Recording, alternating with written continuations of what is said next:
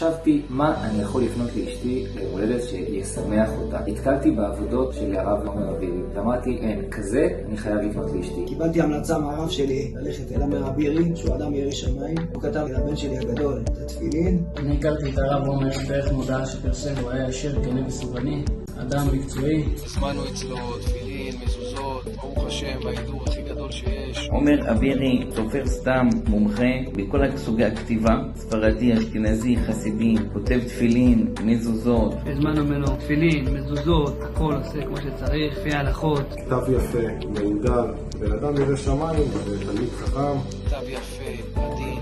קיבלתי את השירות האדיב של עומר, ובאמת תוך מספר ימים קצר כבר קיבלתי את העבודה הזאת. עומר אבירי, כתב ירא שמיים, עדין, מידות טובות, נעים לראות, נעים לעבוד איתו, נעים להתעסק איתו. כתב שלו יפה ונאה ומשובח.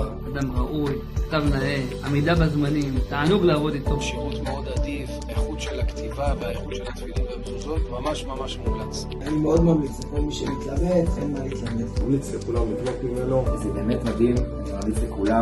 ואני ממליץ לכולם לקחת ולהכניס לביתם מהמזוזות שלו, מהתפילין שלו, מכל מה שהוא מתעסק בו. אני ממליץ על הסופר הזה.